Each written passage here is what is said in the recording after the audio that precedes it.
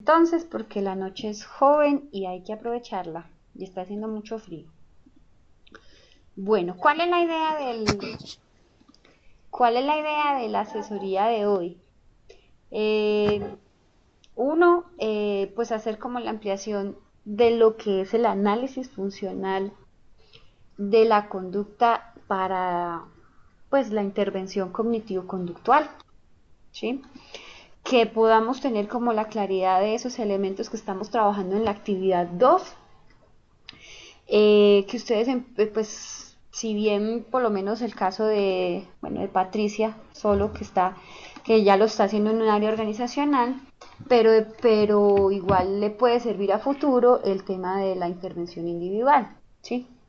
Entonces, ¿ustedes recuerdan la presentación de la película que hicimos de este chico, el indomable Will Hunting? Una mente indomable.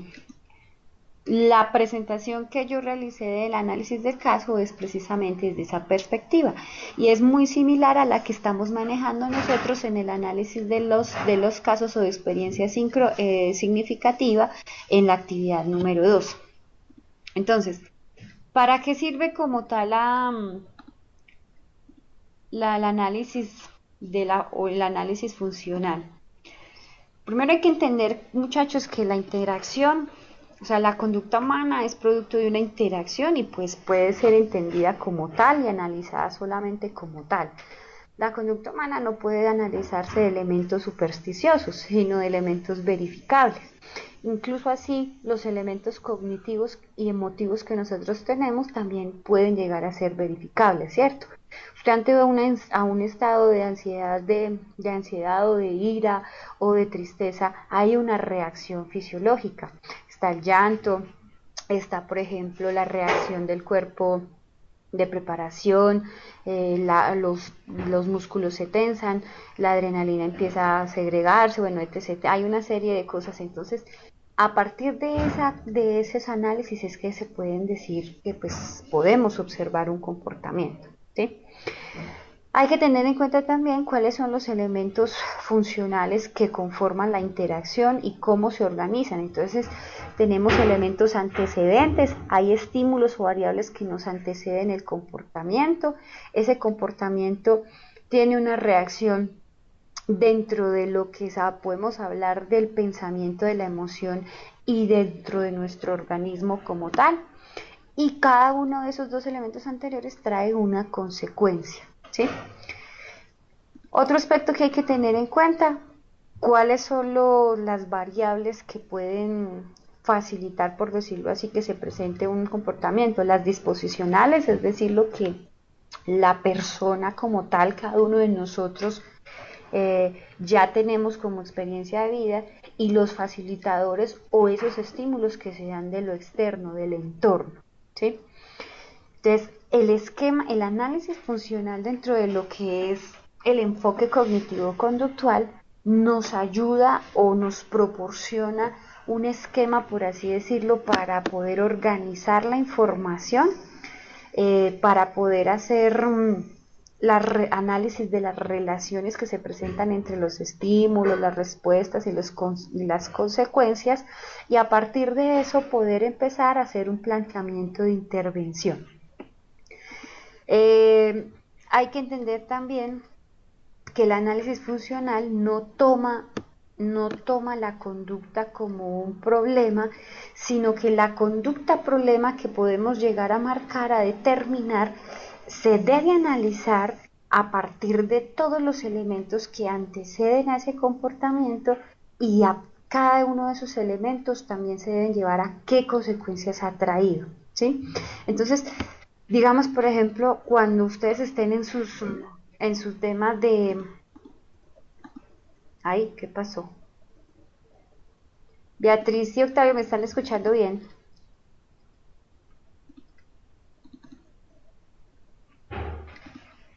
Dando bien. Bueno, listo. Entonces, ¿en qué íbamos? Bueno, hay que tener en cuenta entonces que el análisis funcional, pues como herramienta como tal, lo que vamos a hacer es Permítame un segundo. Sí, profe, se oye bien. Ok, listo. Entonces, en el análisis funcional, lo que nos permite a nosotros es analizar precisamente cada uno de los elementos, cada uno de los... Patricia, esperen un segundito.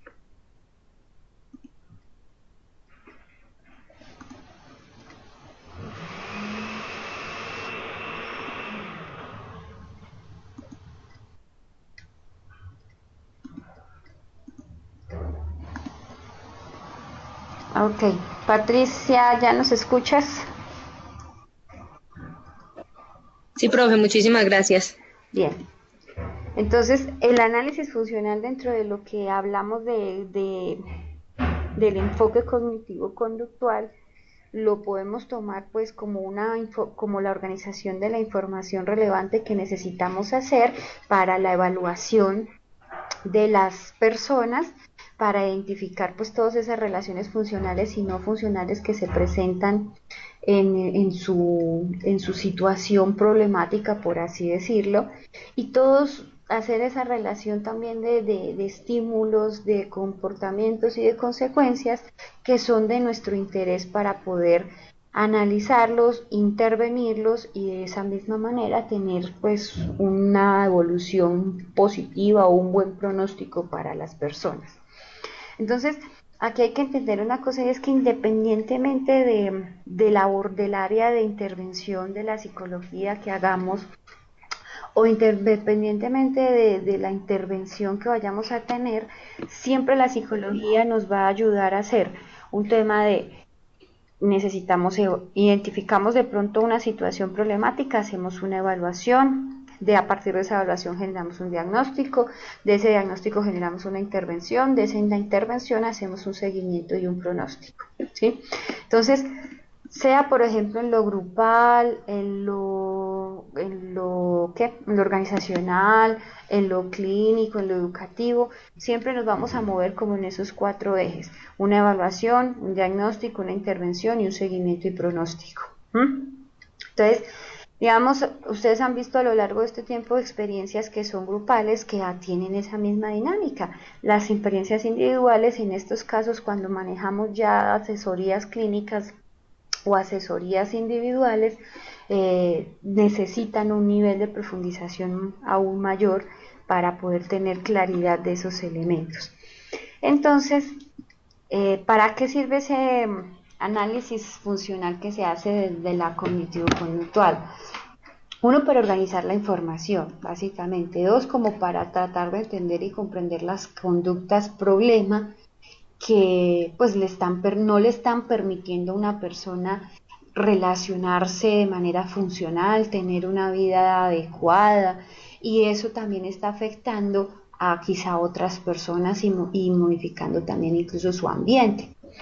Entonces, supongan ustedes que llegan perdón, a su consultorio, o a su asesoría, o a su espacio donde estén atendiendo una persona con un dolor de cabeza. ¿Ustedes qué dirían? ¿Qué se les ocurre que puede tener esta persona? Su motivo de consulta es: me duele la cabeza, pero está asistiendo a un psicólogo. ¿Qué se les viene a la cabeza que puede tener este chico?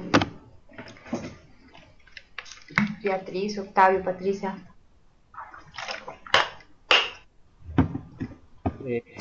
Profe, que puede ser como un síntoma de otra situación como más interna.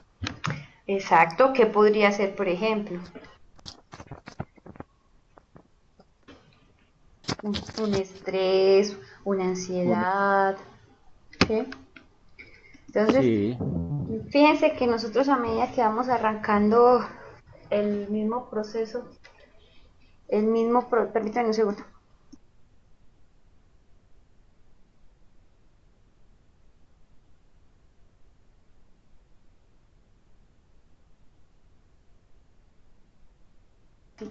Entonces, ¿qué puede ese proceso que vamos avanzando, que vamos empezando a constituir con esa persona, nos va dando ya elementos de análisis, ¿sí? Entonces, con el solo hecho que nos diga una persona: no, es que me duele la cabeza, pues nosotros ya empezamos como a maquinar nuestra cabecita de qué es lo que le puede estar sucediendo a esta persona, qué es lo que necesita o qué es lo que le está pasando por allá en el fondo que está presentando o somatizando con un dolor de cabeza. ¿Sí? Que nos ayuda también a comprender el análisis funcional, a identificar esas variables de la persona y del ambiente que le están influenciando ese comportamiento. Entonces, una variable, por ejemplo, personal sería que este muchacho de pronto tuviera alguna enfermedad médica, por así decirlo, que se le está manifestando en un dolor de cabeza, o que tiene tantos problemas a su alrededor en sus áreas de ajuste que le está afectando y ya pues lo lleva a somatizar. ¿Sí?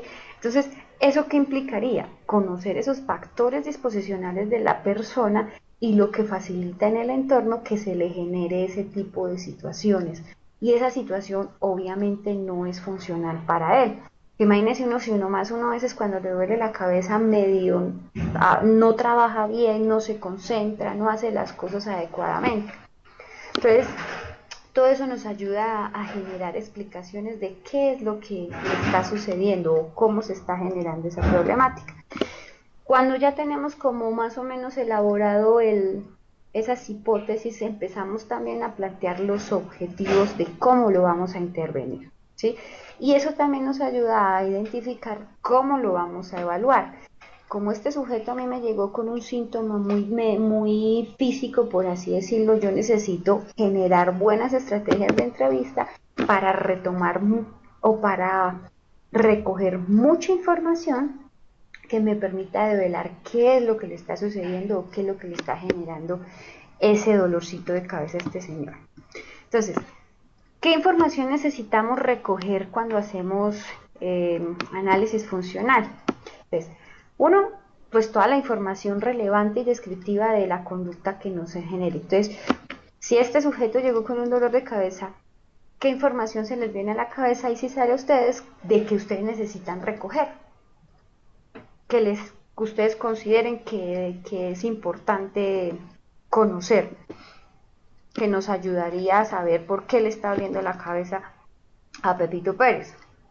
¿Qué se les ocurre?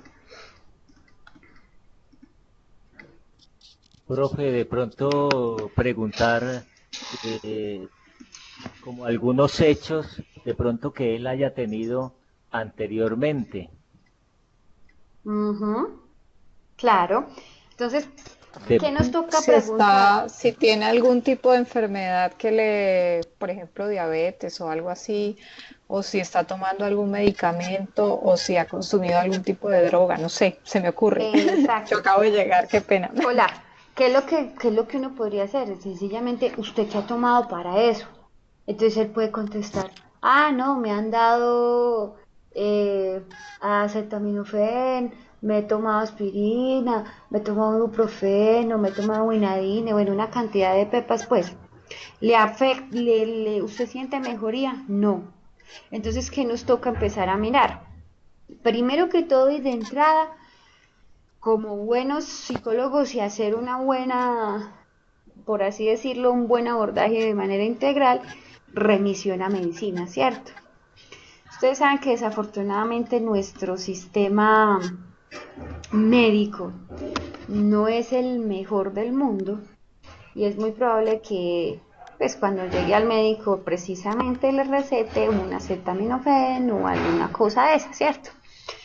Pero de todas maneras, de nuestro sentido ético nos obliga a buscar una atención integral. Entonces, uno ya podría estar pensando en que necesitamos que antes de que se vaya ese sujeto de esa primera sesión, se vaya con una remisión médica, ¿sí? Entonces, ¿qué hay que empezar a hacer? A buscar todos esos elementos que permanecen por allá, ocultos, que la persona, el usuario, el paciente no nos está comentando de fondo. Entonces, ¿qué nos toca hacer? Buscar otra técnica de entrevista que nos permita recabar esa información, recogerla, analizarla, ir procesando la medida que vamos avanzando. Entonces, ¿qué nos conlleva también hacer eso? Que tenemos que mirar toda la parte cognitiva, la parte fisiológica, lo que decía María Fernanda, pues quizá nosotros no somos médicos, ¿sí? pero sí podemos establecer, digamos, desde el análisis de nuestros conocimientos en neuropsicología y en todo lo que implica pues cuerpo humano, podemos decir ese dolor de cabeza eh, es punzante, le produce de pronto alguna sensación en el oído, ruidos extraños, tiene visión borrosa, tiene algún tipo de pronto de hormigueo, de cosquillitas, como irle buscando a ese dolorcito de cabeza otro tipo de descripción un poco más elaborada. ¿Sí? Le duele lo frontal, le duele el parietal, le duele hacia el lado hacia el occipital, cómo es ese dolor, hace cuánto se está presentando ese dolor se presenta más en la mañana, en la tarde, en la noche o presenta todo el día, hay un factor que lo genera, entonces vamos empezando así a utilizar, a indagar y ahí siempre es bueno utilizar estrategias que lo lleven a recordar, a mirar, a buscar antecedentes previos, más hace cuánto usted tiene dolor de cabeza, no, hace como 3 meses, ok, y hace 3 meses usted dónde estaba, qué estaba haciendo, qué sucedió de pronto en su familia, en su trabajo. No, hace 3 meses tuve una discusión con mi jefe. Bueno, ¿qué más ha pasado? Entonces empezamos a evaluar lo que llamamos las áreas de ajuste, ¿sí? Entonces las áreas de ajuste empezamos a revisar lo biológico, lo familiar, lo social, lo laboral, lo psicosexual, ¿m? Si este sujeto de pronto tiene una relación espiritual, ¿qué más le podemos evaluar en áreas de ajuste? Todo lo que nos dé información, lo académico, ¿sí? Y hacia atrás, vamos mirando hacia atrás y nos vamos de como regresando hasta el punto de llegar a la situación problemática. Entonces, ahí es cuando se hace empezamos a hacer la historia del problema. Y la historia del problema no es echar, por decirlo así, el cuento de qué es lo que pasó, sino la historia del problema es con el análisis de áreas de ajuste de los antecedentes, empezamos a narrar. Entonces esa narración debe ser analizada desde cada uno de esos elementos que ya indagamos. Y aquí viene bien, por ejemplo, utilizar autorregistros, enseñarle a la persona a manejar autorregistros. ¿Para qué? Para que él también nos ayude en el momento en que nosotros no tenemos, pues, por decirlo así, contacto, vaya en ese siguiente espacio o a la siguiente sesión, vaya identificando, enseñándole a identificar cuáles son esos estímulos que le generan ese dolorcito de cabeza, cómo son las características, qué pensamientos están pasando por su cabecita, qué pasa también en lo emocional. Señora.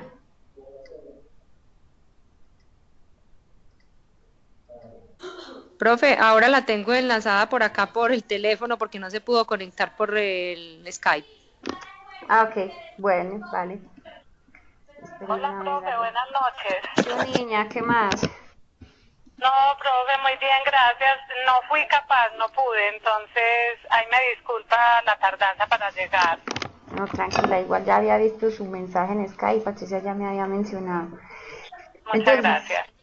Bueno, Profe, perdón, la historia del problema entonces tomaría como, pues, o sea, se incluiría en la historia del problema el diagnóstico, digamos, inicial que le hemos dado, más de pronto los avances que lleva la persona en las sesiones que uno ya haya hecho pues, con el usuario, no sé.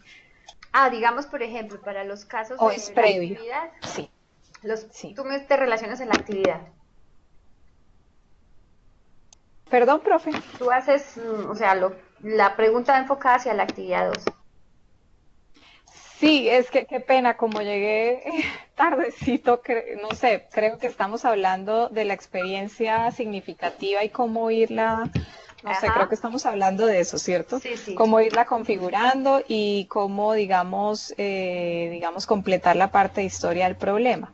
Exacto. Entonces, En ese caso de lo que tú ya estás de lo que tú refieres, digamos, a los avances que ya se han generado en sesiones previas, eso va en la parte de intervención o seguimiento, Ujú.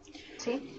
Entonces, en la historia del problema, lo que vamos a contar es frecuencia, intensidad, ¿sí? Lo que vamos a contar en la historia del problema es pues, los antecedentes como tal, porque ya Sí. hicimos el análisis de áreas de ajuste, ¿sí? Ujú. O sea, sería como un resumen, pero Eh, ya completo. exacto, es Ok. un resumen que es concreto, pero es analítico, ¿sí? Sí. No es de pronto como a veces uno se sienta a contarle los problemas a los amigos, sino es un resumen analítico con que vaya, como ya hicimos las áreas de ajuste, ya identificamos que ese sujeto hace 3 meses tuvo un problema en lo laboral, el problema se mantiene, tiene problemas en su familia, en lo económico de pronto ese problema le derivó que fuera despedido, eh, tiene una deuda, pues no ha pagado la deuda del carro, no ha pagado la deuda del apartamento, tiene los niños en el colegio, bueno, una cantidad de cosas que se pueden ir configurando que obviamente le están generando mayor presión y por ende esa somatización, ¿sí? Entonces, por eso es útil dentro, yo por lo menos siempre manejo, a todos los pacientes les manejo autorregistros. ¿Por qué? Porque es la forma también de que nosotros utilizamos para ir como monitoreando si la persona está aplicando las técnicas que se les está enseñando, si la persona está controlando su pensamiento, está manejando sus emociones, si la persona... mm, Digamos, en esos autorregistros que se le asignan digamos, al paciente, van alimentando poco a poco la misma historia del problema, cierto que inicialmente se redactó, pues. claro, porque ya la historia del problema que hicimos en historia clínica ya nos va a pasar es hacer en un formato de evolución, Ok, ¿sí? evolución. Sí, Entonces, obviamente lo que retomamos en la primera consulta, a la segunda, tercera, cuarta, quinta sesión, eso se nos va a ir nutriendo.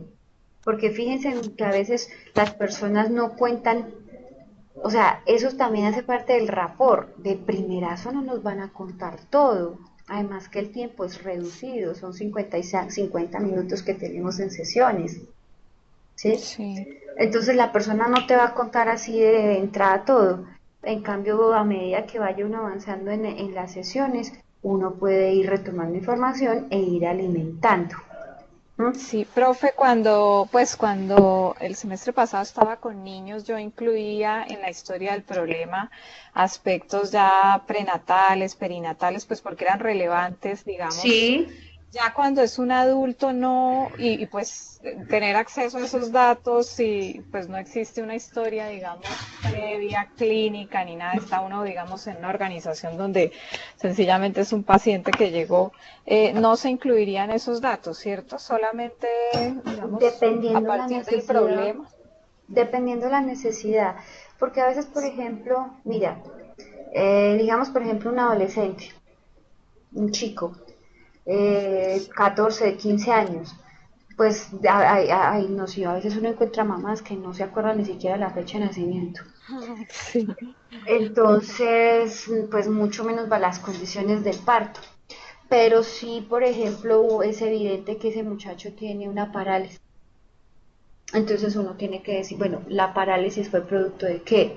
Nacimiento, un accidente, trauma. ¿Mm? Lo mismo sí, pasa, por ejemplo, a veces con algunos claro. adultos, porque hay algunas situaciones médicas que pueden obviamente alterar el Estar estado mental, ligados. ¿sí? Sí. Entonces, digamos, por ejemplo, Dios no lo quiere una persona que tuvo un accidente y de ese accidente tuvo un trauma craneoencefálico leve, pero después resultó grosero, brusco en su trato, resultó en completa, o sea, inatento, ¿sí? Su lenguaje Sí, ya no es lo mismo, su pensamiento no es lo mismo. O Entonces sea, uno ya la es, historia del problema empezaría más como a partir del accidente que tuvo, ¿cierto? la historia, Indagando en que posiblemente antes estuviera actuando normal. exacto. Entonces, como tú ya complementaste las áreas de ajuste, entonces las áreas de ajuste, por eso les decía, las áreas de ajuste empiezan de lo previo hacia atrás. Entonces, usted de este momento, no, no estoy trabajando. ¿Qué pasó? ¿Hace cuánto estaba trabajando? Hace tanto. ¿Qué pasó antes? Entonces empieza a indagar y se va devolviendo. Y uno ya le va dando incluso hasta la temporalidad al síntoma. Sí. ¿Sí? Hay cosas que ya también se van a mucho tiempo, porque por ejemplo, ¿hace cuánto te maltratan? ¿O hace cuánto te golpean? No, toda la vida, desde que me casé, o desde que no sé qué, o desde que sí sé cuándo, y yo, ay Jesús, pero pues obviamente ahí empiezan la historia del problema ya sería un tema de, como es tan concreto y analítico, hay que ser sintéticos, ¿sí? No se va a poner de Sí. pronto uno a contacto a la vida del matrimonio y eso, ¿sí? Entonces, ese sería como la partecita. Y ya uno empieza a darle más herramientas, tanto de entrevista como, por ejemplo, el autorregistro, para que ir incrementando la, la duda que tenemos sobre qué es la impresión diagnóstica y qué necesitamos de herramientas para evaluar, para corroborar o para descartar alguno de esas impresiones que tenemos. ¿Sí? Entonces, aquí que es importante, los instrumentos que podemos utilizar. La entrevista, por ejemplo, la entrevista es un buen instrumento, pero eso demanda recursos personales en cuanto a las capacidades que tenemos para entrevistar. Entonces hay que manejar unas buenas tácticas de entrevista, hay que manejar, digamos, por ejemplo, la observación, y ahí viene bien hacer, por ejemplo, lo que llamamos el examen mental, sí, que no, por ejemplo, eso no se hace en grupos, pero sí se hace en individuos. Entonces, cómo está en pensamiento, su lenguaje, su apariencia, su porte, su actitud, todo eso lo podemos observar. Hay algunos aspectos que hay que aclarar, y es que, por ejemplo, la historia clínica o la anamnesis o incluso el examen mental no son instrumentos de evaluación, son formatos de registro de información, porque el que realmente hace el análisis es uno, ¿sí?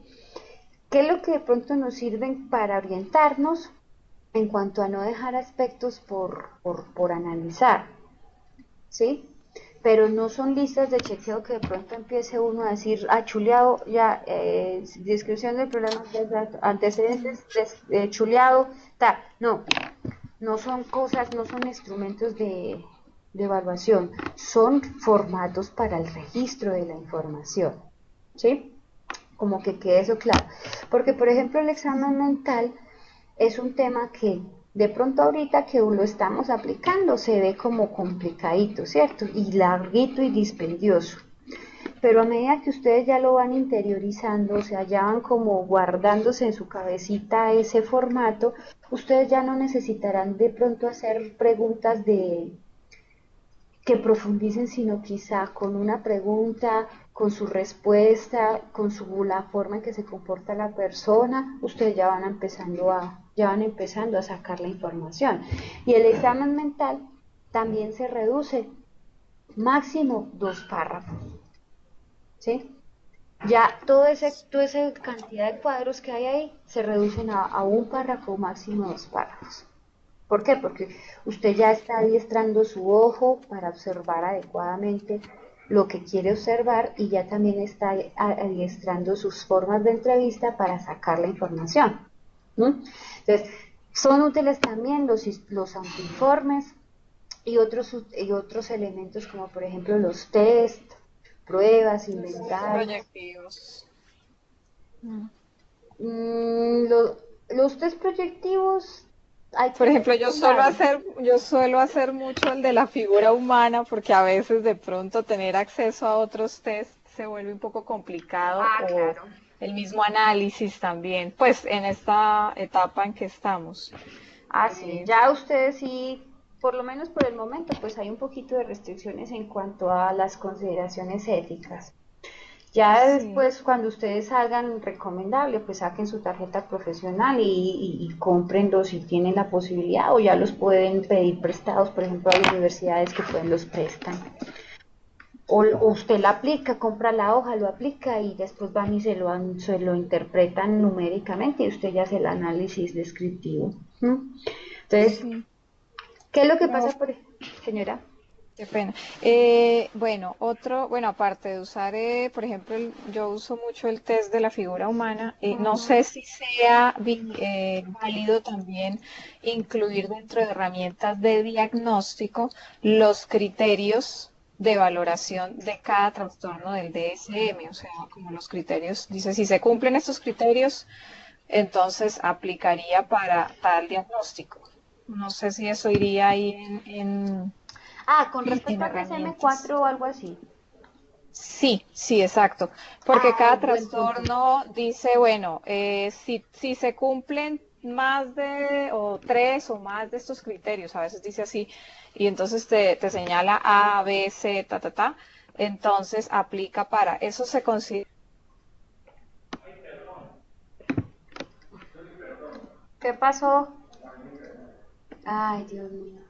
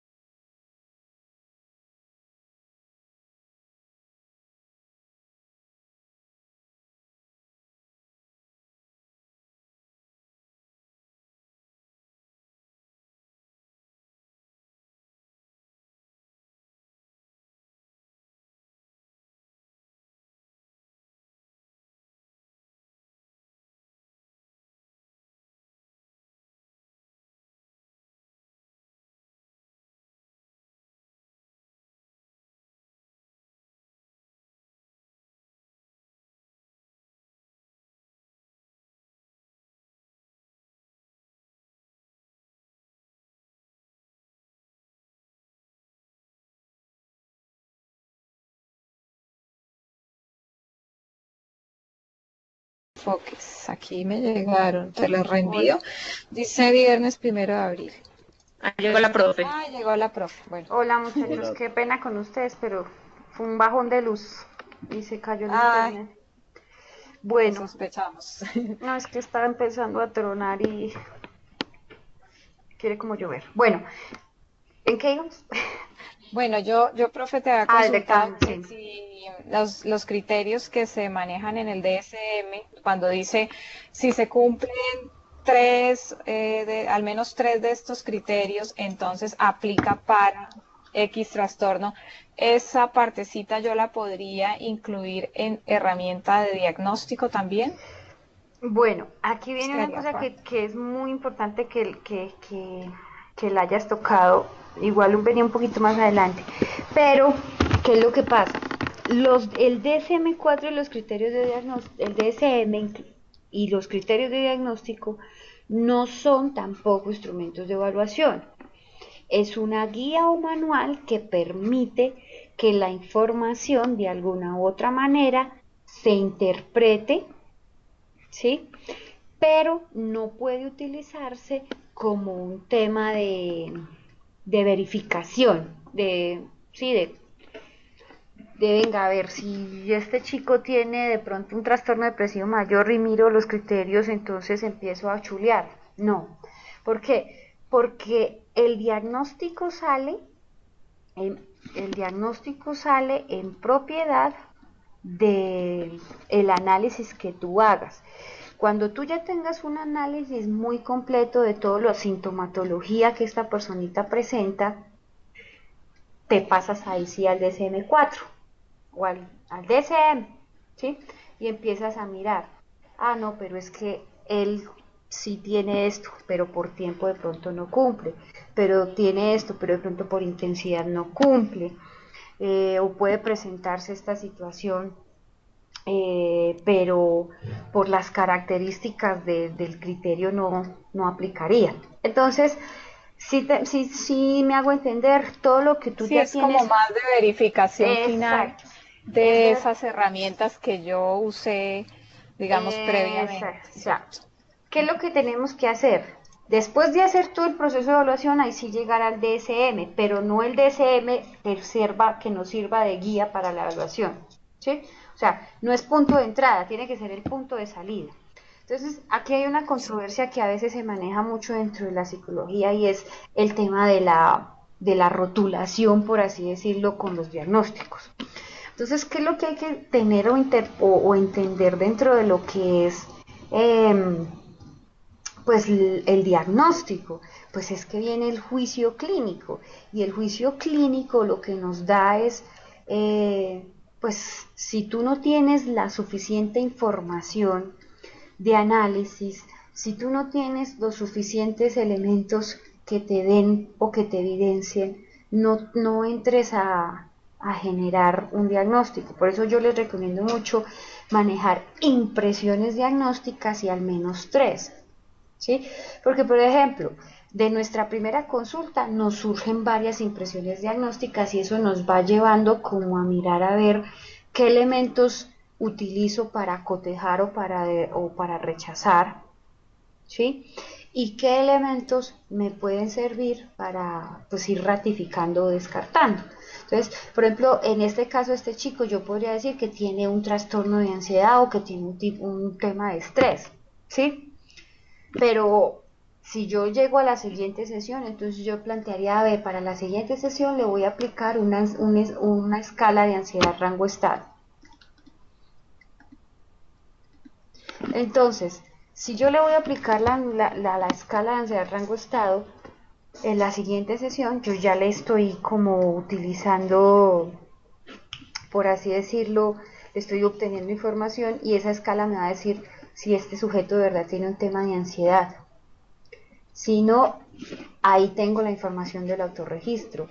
Si no, ahí tengo la información de la entrevista. Con esos 3 elementos yo ya puedo remitirme a buscar de pronto en el DSM-4, venga, los criterios son tales, si no cumplen esto, por tiempo no cumple aquí, por frecuencia no cumple aquí, por intensidad no cumple aquí.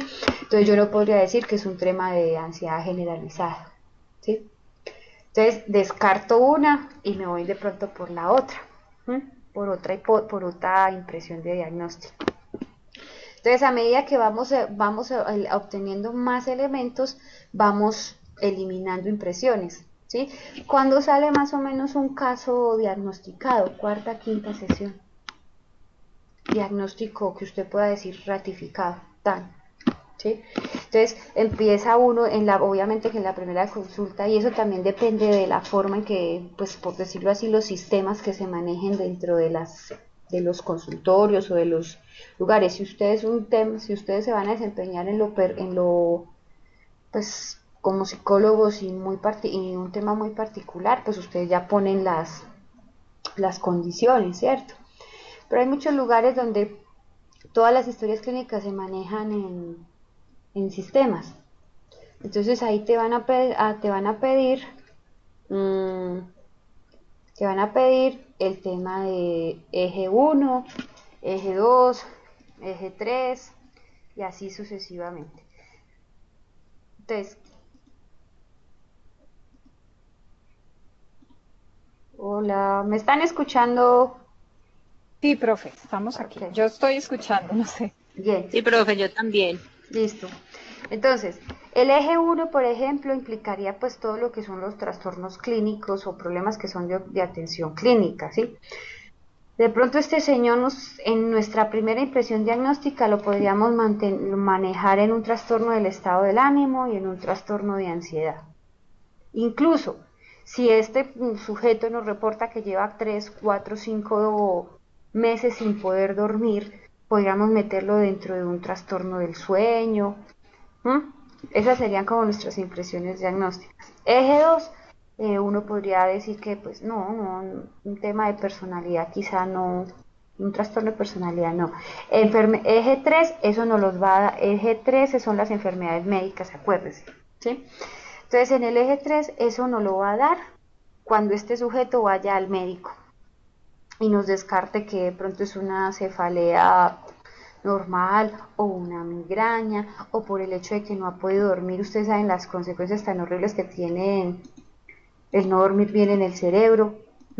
Profe, pero lo que está haciendo, o sea, lo que estamos hablando es con respecto a los ejes del DSM-4, ¿cierto? Porque Sí. en el otro todo está como agrupado prácticamente solamente en 3 ejes.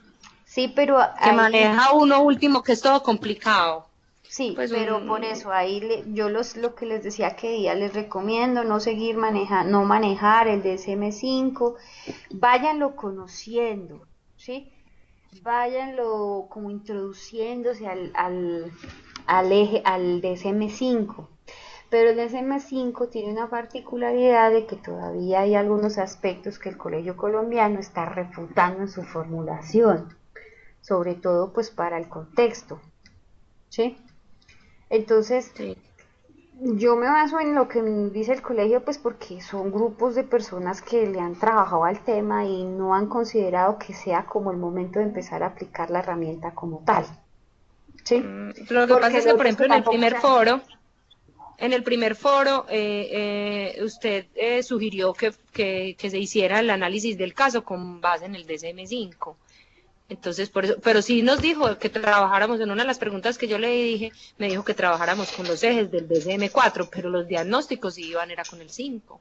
Entonces, por eso fue que como que me enredé ahí en la explicación que usted estaba dando. Bueno, de pronto se me fue ahí el palito, pero sí les recomiendo ir como mirando esa partecita, o sea, váyanlo mirando, váyanlo conociendo, váyanse acercándose, pues porque vamos a llegar a un punto en que ya lo sea utilizado completamente.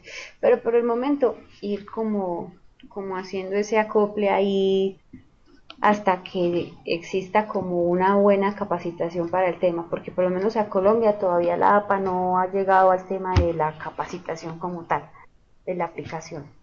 Entonces, bueno, por esa parte. Entonces, uno empieza les está explicando como para el tema de los ejes, ¿sí? De las impresiones diagnósticas. Si se van a entregar, si se van a generar desde ejes, desde evaluación global, ¿sí? Entonces, eje 4, pues este sujeto tiene problemas laborales, tiene problemas de vivienda, tiene problemas económicos, tiene problemas relativos al grupo primario.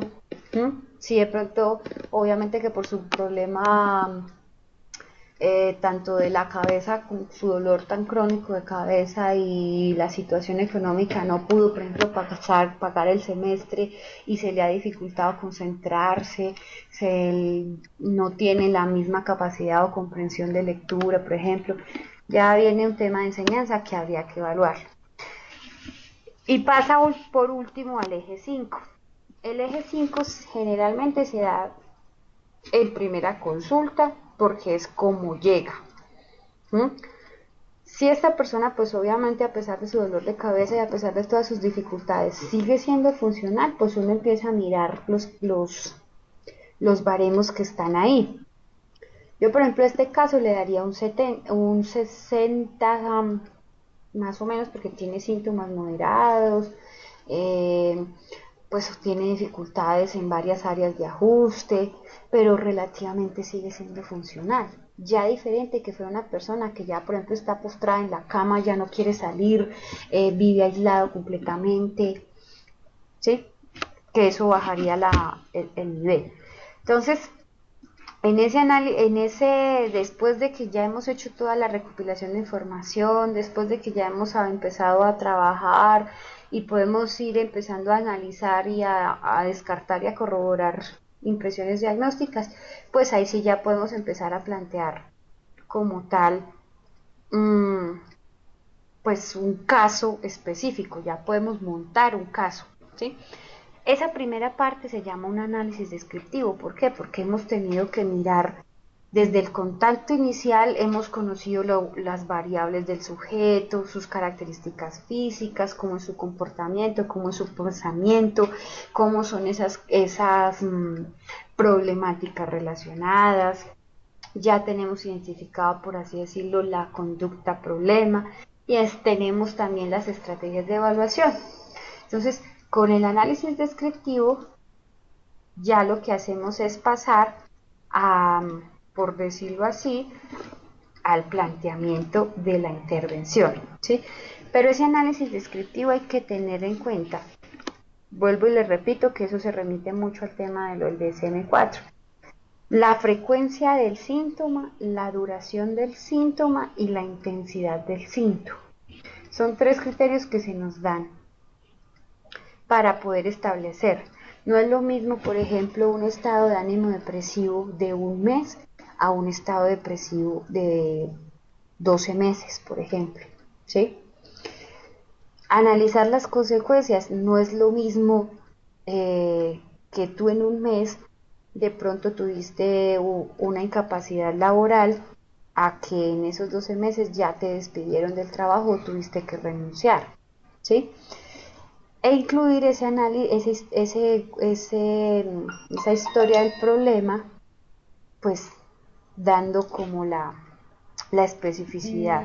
Entonces son como 2 variables que hay que considerar a la hora de establecer ya la sintomatología. Una cuantitativa que sería frecuencia, duración e intensidad, y un tema cualitativo que nos lo da, pues, qué es lo que pasó, cómo es que está pasando tanto en el organismo como en su comportamiento, en su pensamiento, en sus emociones, y cuáles son las consecuencias que se está conllevando a este sujeto.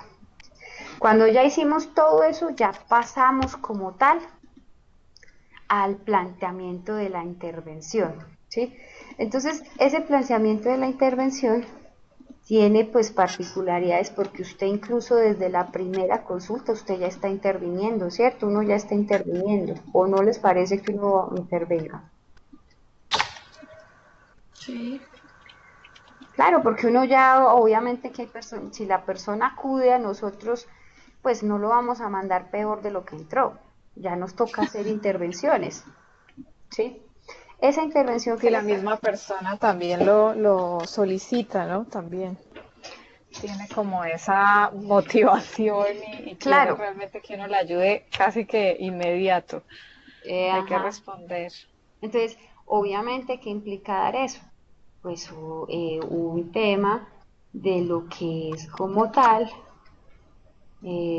una respuesta a ese malestar que tiene. Lo mínimo es en una situación, pues, si ella está muy grave, ser un primeros auxilios psicológicos y garantizar la estabilidad de la persona, ¿sí? Pero desde la primera consulta uno ya está interviniendo. Pero el plan de intervención aquí ya es un tema más específico. ¿Por qué? Porque tiene que ser ya a lo que realmente ya analizamos e identificamos, ¿sí? Entonces, ¿qué viene acá? Nosotros empezamos a hacer, pues ya hicimos recolección, ya hicimos todo, ya sabemos cuál es la conducta problema. Entonces empezamos a plantear los objetivos de intervención. Y los objetivos de intervención, uno, que tienen que ser muy claros, muy específicos y descriptivos. Entonces nosotros no les podemos ofrecer a las personas soluciones mágicas, chamánicas o algo así, ¿sí? Que eso, mejor dicho, usted entrando aquí, que sale divinamente, perfectamente. No, hay que ser claro con la persona. Y aquí siempre uno parte del principio de la voluntad, porque usted como psicólogo le puede plantear los miles de tratamientos, la cosa más hermosa del mundo, pero si a la persona no se le da la gana, no se hace mayor cosa. Eso es como cuando ustedes han visto más o menos cómo funcionan los grupos, por ejemplo, de alcohólicos anónimos. Usted puede estar yendo a todas las sesiones, 20, 30 sesiones, todas las que quiera, pero hasta que el día que usted diga, tengo un problema con la bebida, a partir de ese día usted ya empieza su proceso como tal. Antes no, si usted no lo reconoce, no. Entonces aquí también nos toca ser muy claros con las personas. Espere que el micrófono había... Ok. Entonces ya nos toca ser muy claros con las personas, dejarlos entre más específicos sean y de mayor verificación, mucho mejor. Y sobre todo que los objetivos específicos tienen que ser encaminados a los objetivos específicos, perdón, de la intervención, tienen que ser encaminados pues a que se obtenga un nivel adecuado de la persona, o sea, que pueda incrementar o mejorar su calidad de vida, lo que está en el estado actual. A veces uno encuentra objetivos, cuando uno está, los objetivos de intervención uno los tiene que planificar y trabajar con la persona. No son los que usted puede que considere cuáles son, pero hay que inducir también a la persona a que él también proponga, porque nosotros, nuestro escenario como tal, somos facilitadores, orientadores, asesores, acompañantes, pero quien realmente está llevando la gran parte de responsabilidad del tratamiento es la persona. A veces no hay un objetivo, o a ustedes que se les ocurre que sea un objetivo de intervención mal planteado. ¿Qué se les ocurre? Que a veces piden las personas y suele pasar muy frecuente.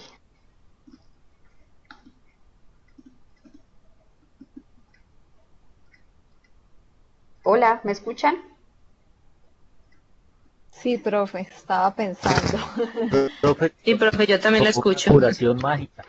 Ah, bueno, perfecto, Octavio, divina, eso está perfecto, o sea que usted quiere que a la segunda consulta ya todo se le solucione, o sea, Sí, está mal planteado el objetivo. ¿Qué más? Sí, a ver. A veces O que la persona solicite de pronto algo que realmente no, o sea, como que ella no haya identificado su problema, identifique otra cuestión como el problema y lo plantee como objetivo. más o Y menos. ya después de evaluarlo, pues uno se da cuenta que en efecto ese no es, digamos, el problema. Pues puede ser un síntoma, pero no el problema como tal. Vea, pasa a veces mucho que llegan a la consulta, digamos, por ejemplo, mujeres. No, es que yo tengo esto y esto y esto. Entonces, cuando uno llega al tema de los objetivos, no, es que yo quiero que él cambie, que mi marido cambie, yo quiero que él sea mejor. Pues a ver, tu marido no está aquí en consulta, ¿sí? Entonces, toca, por decirlo así, relaborarle a ella el discurso porque quien realmente está ahí es ella. Entonces, esos O sea, objetivos, cambiar la percepción. claro, Hay que cambiar la percepción que ella tiene de las cosas y que hay- no es ella, o sea, no es él, sino ella en la que hay que sí, trabajar. pero ojo porque no es echarle la culpa, ¿no? No, no, Es no, no, no, no, no, no, no, no estoy hablando de eso, es cambiar la percepción que ella tiene con respecto como a lo que está pasando. Ella quiere que exacto, cambie, pero tiene que empezar a trabajar en ella, a ver en qué cosas ella puede mejorar para obtener los resultados que ella quiere. exactamente. Entonces, uno que, mire, de hecho, ¿qué día pasó con uno de sus compañeros? Llegó la señora y hizo todo el tema, bueno, pero duró tantas sesiones, pero obviamente también viene un tema de habilidades, ¿no? De habilidades de terapeuta. Ella lo que quería era que le intervinieran al hijo. No, no se puede, pues porque, entonces, no, mira, lo que te podemos ofrecer acá es que tú aprendas unas herramientas que te permitirán manejar la ansiedad que te produce esa situación, que te permitirán expresar todo lo que tú quieres comentarle a tu hijo de una manera asertiva, que no vayas a ser de pronto violentada. Eso es diferente, entonces es relaborarle, como dice Patricia, la percepción que ella tiene o que esas personitas pueden tener. Si no, a veces dicen, cuando se dan, por ejemplo, separaciones de novios, y llegan las personas y dicen, no, es que yo no quiero volver a verla, o sea, yo quiero ya eliminarla, no quiero por allá que ni No, la cuestión es que usted no le elimine, porque es que usted de alguna otra manera, para que usted deje de ver ese estímulo, váyase para la luna, quizá, ¿sí? Lo que usted tiene que hacer es que cuando se le presente esa situación, usted pueda tener las herramientas de afrontarlo debidamente y no se vaya a quebrar ante la situación y le genere más inconveniente. Ese sería, por ejemplo, el objetivo bien, generar. Profe, que sí, se me ocurre ahorita algo que se me vino. eh, es que sí, alguna vez también me encontré con una señora que tal vez por sus creencias como que digamos, no es que me están pasando cosas, alguien me está haciendo algo, mejor dicho, el hechizo de luna más o menos, ahí qué puede hacer uno como para poder ayudarle a esa persona que tiene unas creencias como tan arraigadas, ¿sí? Que de pronto le echa la culpa a que le estén haciendo algo, digamos, mágico, Ujú. pues en ese caso uno qué puede hacer. Y no es que esté delirando ni nada, son creencias que ella tiene. Sí, pero ahí, como por ejemplo, son un tema de ideas irracionales, entonces es muy funcional trabajar con evidencia.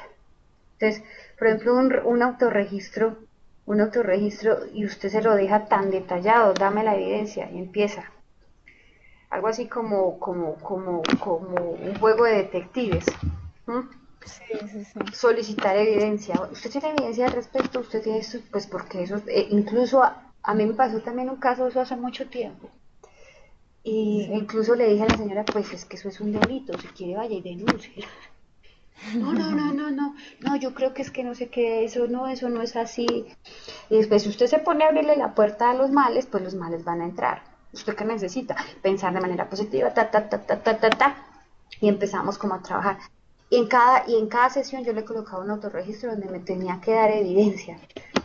Entonces empecé, vio el gato negro, vio la escalera, beta, beta, boom, se le cayó el argumento porque la idea era una idea distorsionada de lo que tenía, porque de esas personas empecinadas realmente en que, Sí.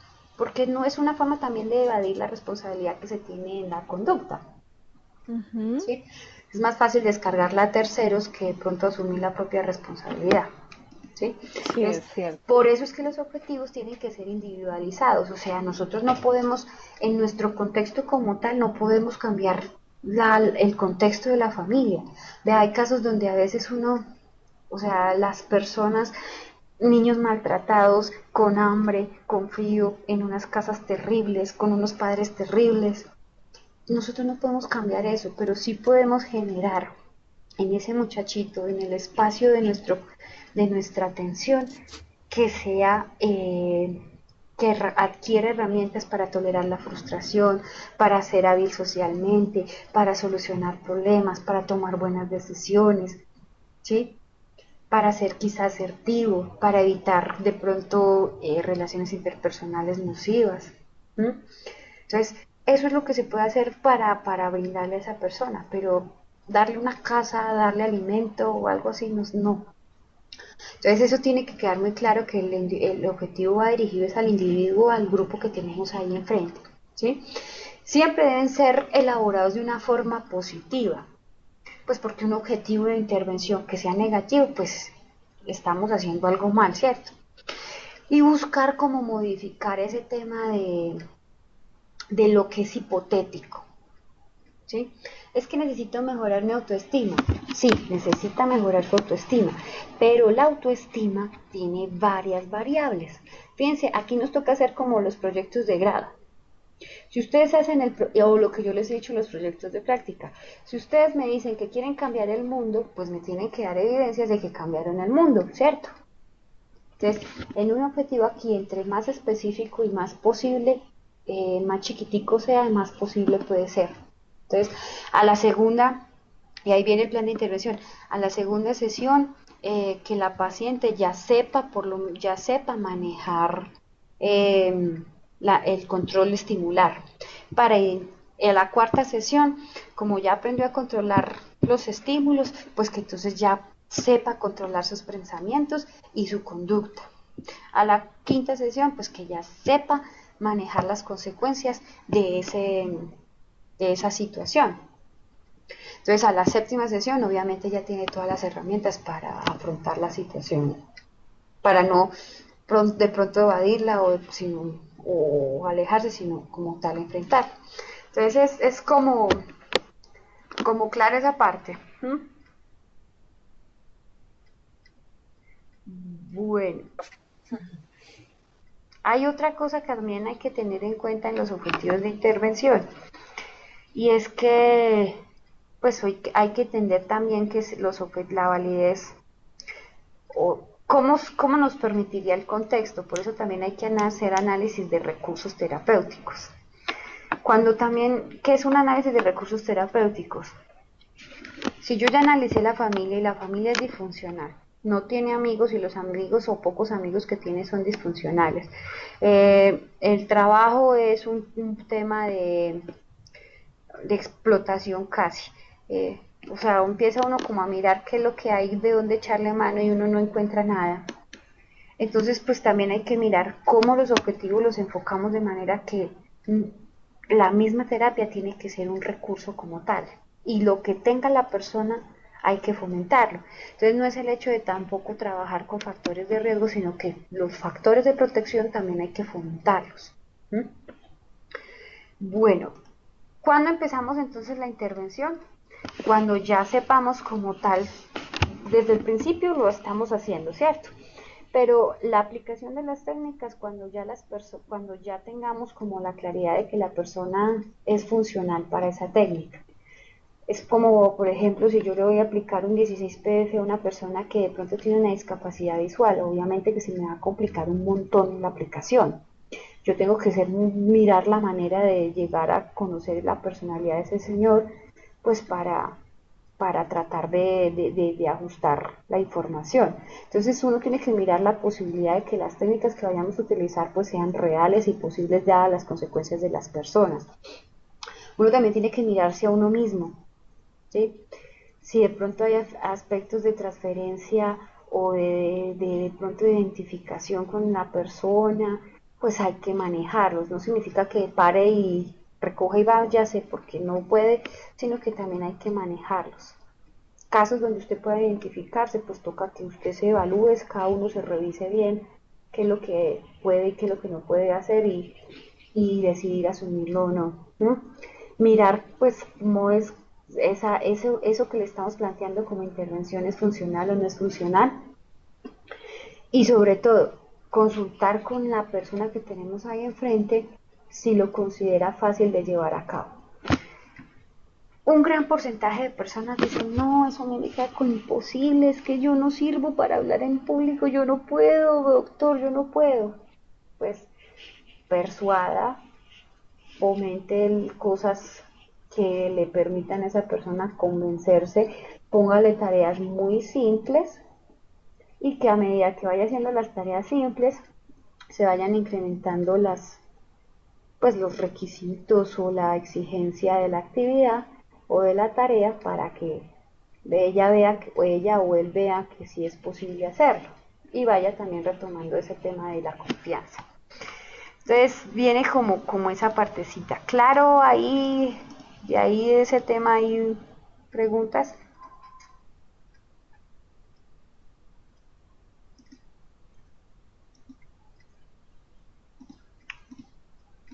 Bueno.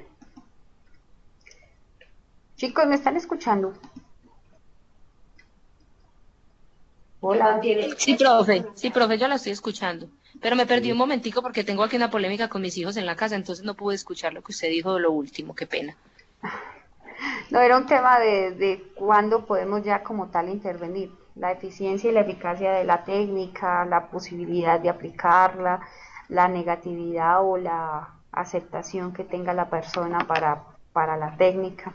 Entonces aquí también viene una habilidad que es importante, ya que Patricia me hace retornar, y es que usted tiene que saber primero la técnica para enseñársela a la persona. Si usted no la sabe, pues serían dos aprendiendo y se puede enseñar mal. Entonces hay que tener en cuenta cómo es que usted tiene que documentarse primero, aprenderla, de alguna u otra manera mirar experiencias de aplicación y llevarla ahí sí a dársela a conocer a las personas. Si no, no, hasta que usted no conozca, no aplique, no presente. Cuando ya uno empieza a trabajar todo eso, entonces empieza a dar un pronóstico. Y aquí en el pronóstico viene bien en ser el tema, recordarle a las personas el tema cuando se firmó el consentimiento informado, ¿sí? Que es un tema de compromiso, que es un tema de que tiene que ir evolucionando en vez de evolucionar. Si se llegan a presentar de pronto recaídas o incremento de la problemática que suele pasar a veces, hay que decirle que tiene que estar preparada porque puede que suceda que no se vaya a convertir en un factor para desertar de la intervención o de la asesoría, y que obviamente eso le va a ayudar a la persona a tener más y mejores recursos para analizar la situación. O sea, que la crisis también le sirve para mejorar, ¿sí? Entonces, el pronóstico no es un pronóstico como quizá los términos médicos, reservado o crítico, ¿no?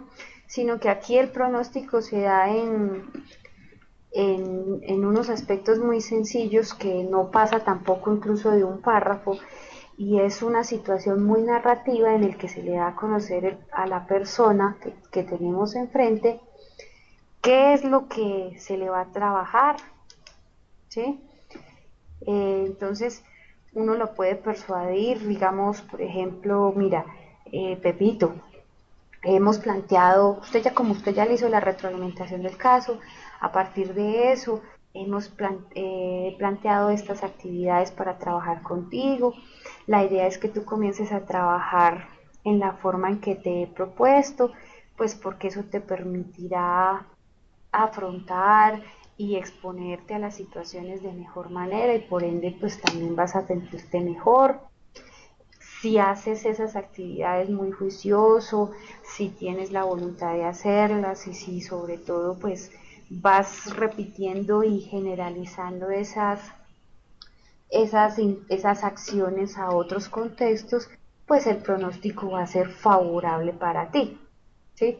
¿Qué permitirá eso? Que vayas aprendiendo nuevas estrategias, nuevas formas de adaptarte, una nueva forma de ver la situación, de ver las problemáticas.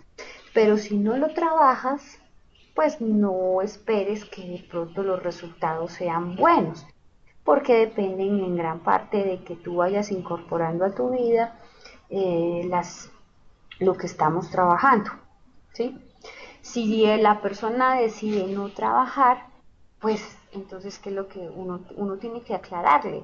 Lo más probable es que la problemática se mantenga o se incremente, ¿sí? Y eso va a generar que obviamente esta personita sienta pues que todo el tiempo que estuvo ahí fue perdido.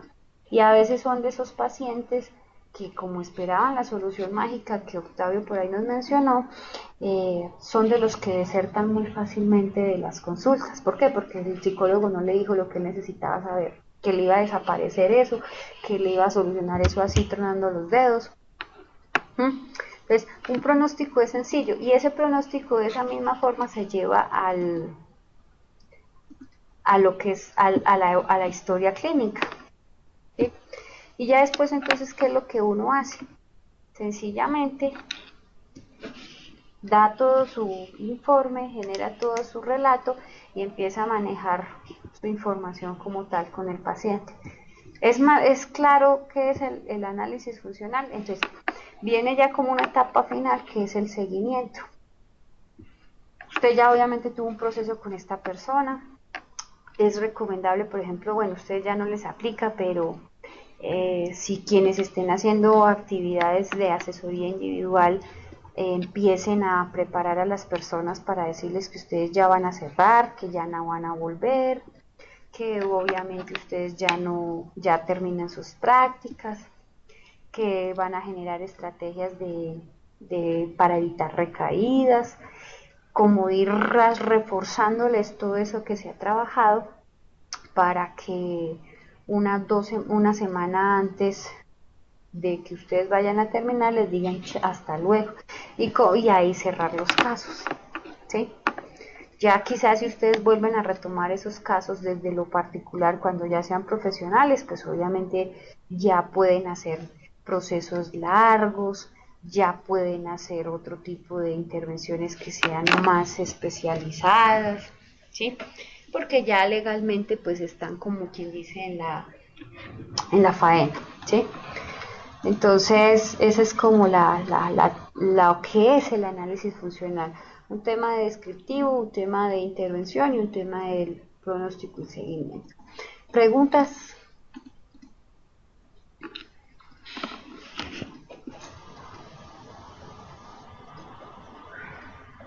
Hola, ¿me escuchan? Profe, Hola, profe, señor. usted hablaba profe, usted hablaba del paciente que responda al tratamiento. Ujú. Esto, si de pronto, o sea, no hay como esa respuesta que uno espera, entonces ahí cómo se sigue el proceso. Vea, usted tiene dos opciones, tres opciones reales. Si ya es un paciente que va solamente como porque ya encontró un escampadero, por así decirlo, en la consulta y no evoluciona, no colabora, usted siéntese en la libertad muy asertivamente y muy éticamente hacerle el llamado de atención. Porque es que realmente, pues, si nosotros lo hacemos desde un servicio, estamos prestando un servicio a una persona que supuestamente tiene una necesidad, pero sí es muy frecuente encontrar personas que no, pues por más de que usted le haga y le haga y le haga, no, reportan que no. Entonces hay que como hacerles ese llamado de atención y en parte pues ponerles de los puntos claros, o sea, de esto depende de usted, de que lo lleve a contexto, de que lo aplique. Si usted no lo hace, pues considere usted en replantear la situación o considerar en cerrar el caso. Hay casos que uno los puede, los casos por ejemplo uno los puede cerrar, uno pues porque por ejemplo termina este tipo de situaciones, o sea, ustedes ya salen de sus prácticas y hay que cerrar los casos. No pueden quedar casos abiertos y mucho menos eh, si hay evidencias escritas no pueden quedar casos abiertos. Tiene que cerrarse caso por finalización de semestre. ¿Sí? Eh, Viene un tema, por ejemplo, de que si ya la persona no quiere, va a las consultas pero no hace nada, o empieza a incumplir también las consultas, hay un ítem que se llama el incumplimiento terapéutico. Entonces el incumplimiento terapéutico te da a ti como la potestad de cerrarlos, pero la idea no es perder al paciente, es como a confrontarlo, reevaluar las áreas de ajuste, reevaluar esa historia del problema, o sea, hacer como una recontextualización del caso, a ver qué es lo que está fallando eh, de pronto una simulación terapéutica, o de pronto era un tema que no se abordó bien, no se evaluó bien, por ende no se intervino bien, ¿sí? O de pronto ya es un tema que la persona no quiere, no quiere, terco, testarudo, voluntarioso. Entonces es como mirar esa parte. Y bueno, ¿qué pasa en el caso, digamos, contrario, cuando el paciente está tan motivado que como que se le olvida el tiempo y tú no lo quieres parar porque pues no quieres como cortarlo, pero pues ya como que se toma demasiado tiempo, digamos, más allá de lo que ocupa la sesión normal? Mm, ¿Cómo se puede manejar eso? Porque sí me he encontrado con personas así sí, que se y no sé expanden qué en los hacer. O sea, reportes. estoy ahí sí quedo bloqueada a veces como que no sé cómo manejarlo y a veces pues sí termino escuchándolos. No soy capaz de, digamos, como de cortar. Mm. Tú les has dicho, por ejemplo, los límites de la consulta. O sea, tenemos 50 minutos, pues uno recomienda entre 50 a 55 minutos, pues porque hay 10 que meter de información a la papelería. Sí, sí, sí. ¿No? Sí, pero no, o sea, es como que se les olvida, no, no les importa, o sea, como que no. Allá cobran la consulta. Pero, pero pues, ¿cómo hace uno como para no truncar, ¿sí me entiendes? Como la No, pero relación mira, y el proceso y no sí, sé. ese es muy común. Pero hay momentos en el discurso donde de pronto se puede como bajar la intensidad, ¿sí? Entonces, en ese tipo de situaciones es donde le dicen, mira, no empezar de pronto a mirar el reloj o a moverse o algo, sino sencillamente es muy interesante el discurso que estás haciendo, sin embargo el tiempo ya terminó. Por favor, no olvides lo que me vas a contar para la siguiente sesión y no olvides motívelo, ese entusiasmo con el que me lo estás contando, ¿sí? Y sáquelos.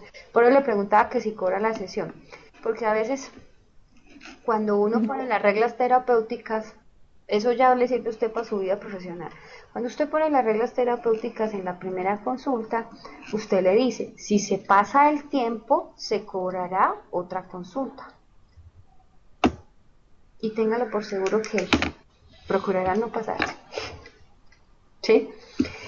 O sencillamente, hay, por ejemplo, cuando yo trabajaba así ya de particular, había momentos en que prefería, eh, en las dos, tres primeras sesiones, les decía, mira, paga dos consultas porque necesitamos tiempo y utilizaba, por ejemplo, 90 minutos o las 2 horas para, como para hacer un buen análisis, un buen diagnóstico, ¿sí? Dos primeras consultas, tres primeras consultas. Y ya la siguiente es 1 hora. ¿Mm?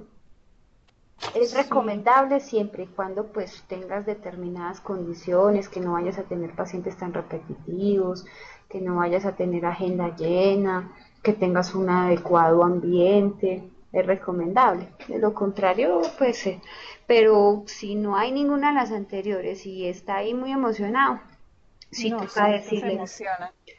o Y usted pues haga uno de una cosa. practicante no está haciendo como que tengo uno detrás de otro, no, sino como que está haciendo uno distintas labores, entonces no Claro. hay como una razón concreta para decirle, ¿sí? Mm. Y no No, sé o cómo haga decirle una cosa, tampoco. vea, yo me acuerdo que tenía un profesor que decía, los relojes de arena son hermosos de decoración, pero son funcionales en la consulta terapéutica.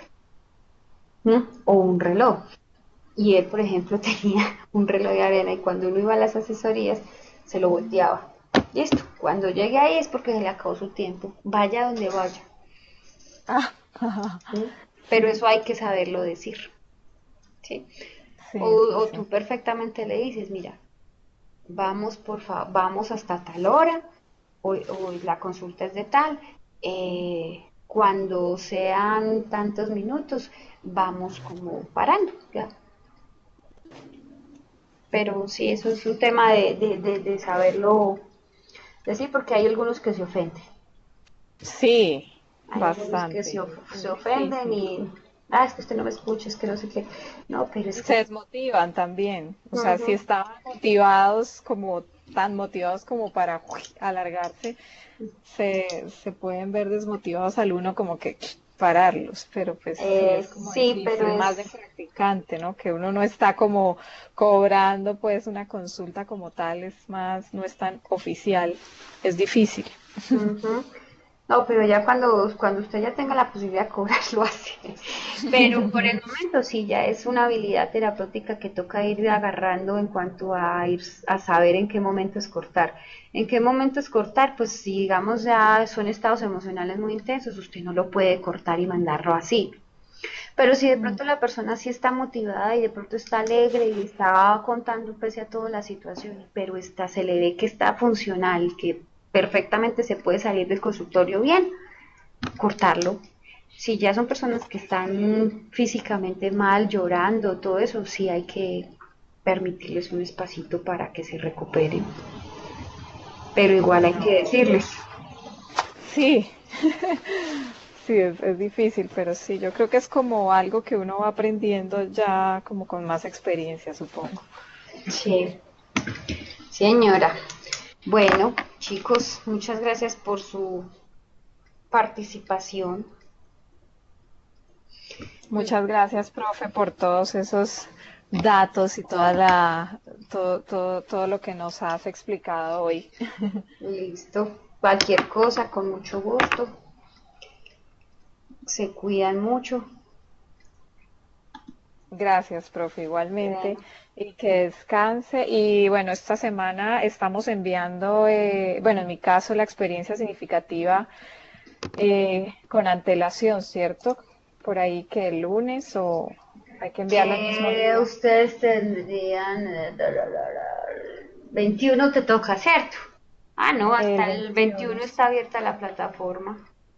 Ah, bueno, listo, profe. Hasta Vale. está abierta hasta, yo la dejé abierta hasta creo que hasta las 6 de la tarde ese día, como para tener tiempo de descargarlas y todo eso. Listo. Vale, profe, sí. Bueno, chicuelos, Bueno, buena noche, muchísimas que les gracias, vaya que bien. descanses. Descansen. Igualmente. Chao. Bueno.